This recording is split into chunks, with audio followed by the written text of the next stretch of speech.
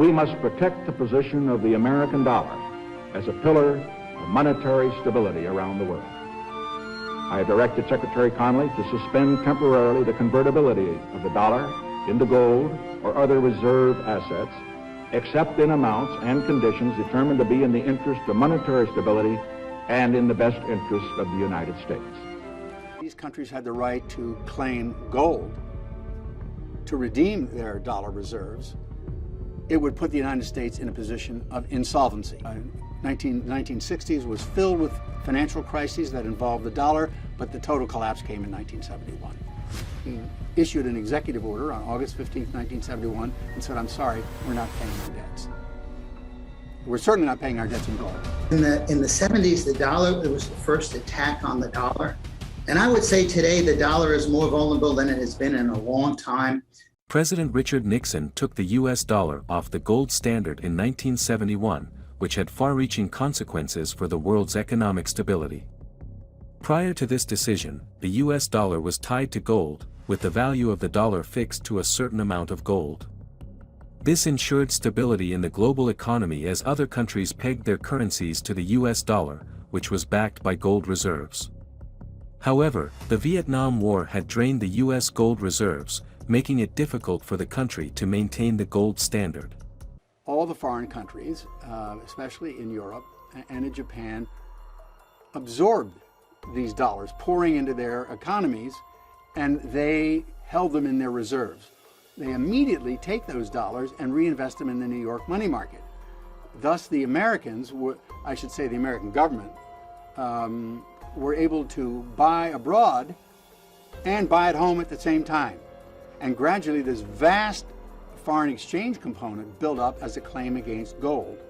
And in 1971, both Britain and several other countries decided to encash their huge accumulations of dollar reserves under the Bretton Woods system for gold. And of course, President Nixon, in his own way, decided to trump them. In order to deal with this issue, Nixon chose to abandon the gold standard, which effectively ended the Bretton Woods system. This decision meant that the U.S. dollar was no longer backed by gold and could now be printed at will. Why would you save money when they're printing money? Because you didn't, I don't know. Because that's what you've been told to do. Of course. So question that. You see, if you cannot think, I cannot help you. I questioned all that. Why would I save money when they print money? That's what happened in 1971 when President Nixon took the dollar off the gold standard. They can print as much as they like. The value of the dollar began to fluctuate, causing inflation and a decline in purchasing power. Other countries also began to abandon the U.S. dollar as the global reserve currency, further destabilizing the global economy. This decision had a significant impact on the world economy and created a lasting legacy that is still felt today.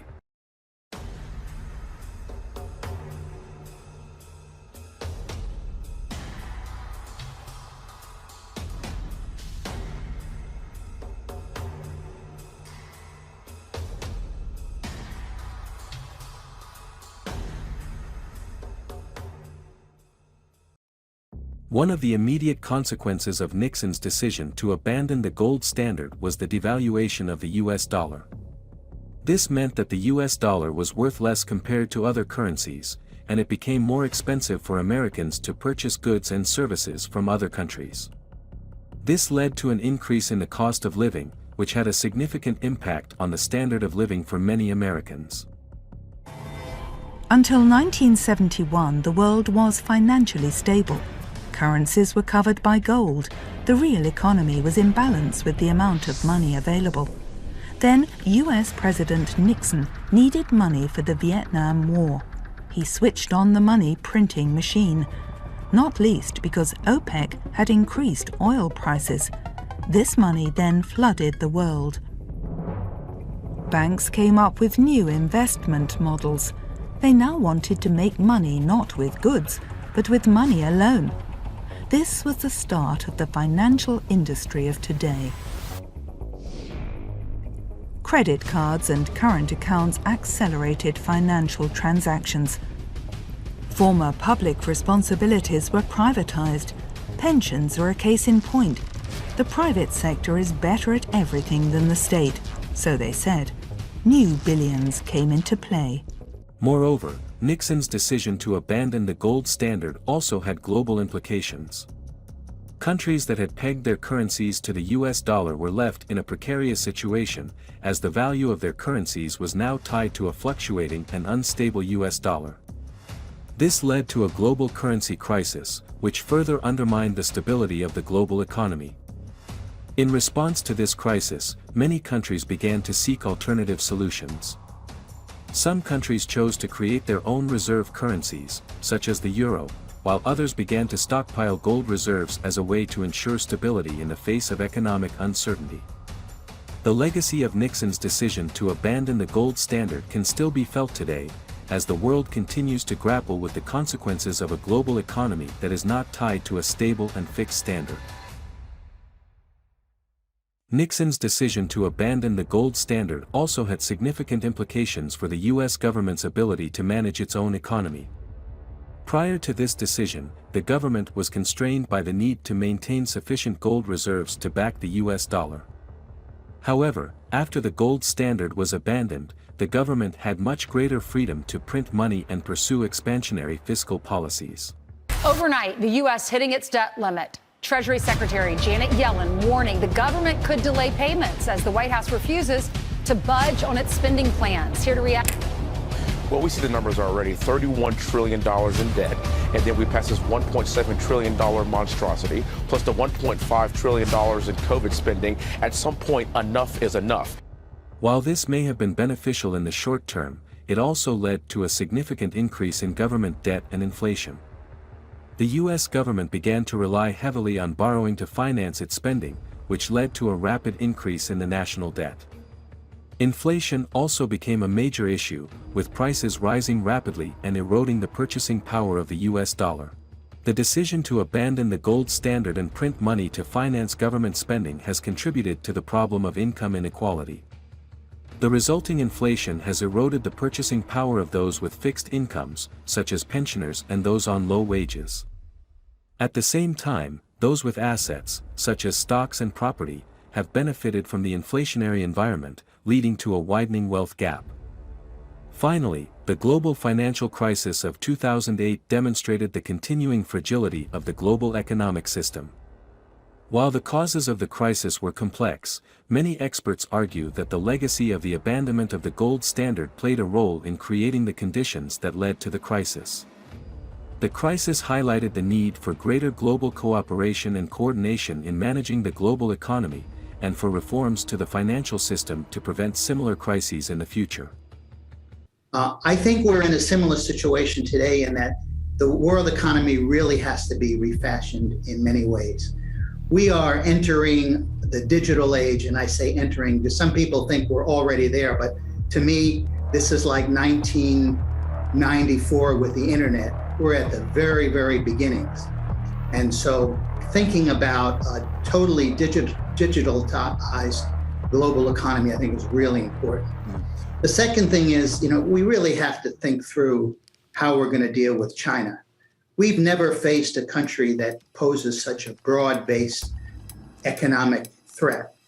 And so when it comes to our trade policy, when it comes to currency, when it comes to cyber, when it comes to climate, China has to figure in a very integral way. And I don't think it's going to work just to say, cut them out, decouple.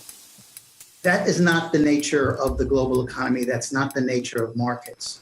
So I think that the Biden administration faces some really major issues, but they have to, I'm hoping that there's some really significant planning in terms of the positions that they're going to take. In recent years, China has been reducing its holdings of U.S. dollars and treasury bonds as part of its efforts to diversify its foreign exchange reserves and reduce dependence on the U.S. dollar. This strategy involves promoting the use of the yuan in international trade and investment, signing currency swap agreements with other countries, and launching its own international payment system. While China's increasing economic and political influence could potentially weaken the dominance of the US dollar as the world's reserve currency, this shift would likely take many years to occur, as the US dollar still remains the dominant global reserve currency. We have a lot of those same factors today. Nationalism was rising, protectionism was rising. There was great dissatisfaction, as everyone knows, with the war in Vietnam.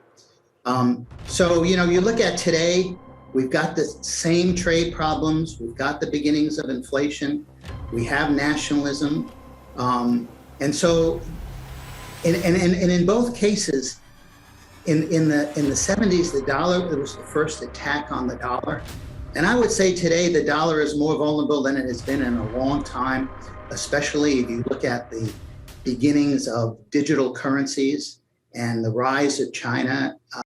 In conclusion, Nixon's decision to abandon the gold standard in 1971 had far-reaching consequences for the U.S. and global economy.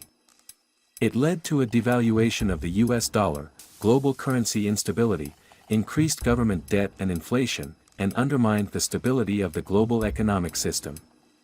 While the decision was made to address the immediate economic challenges facing the U.S. at the time, its long-term consequences are still being felt today.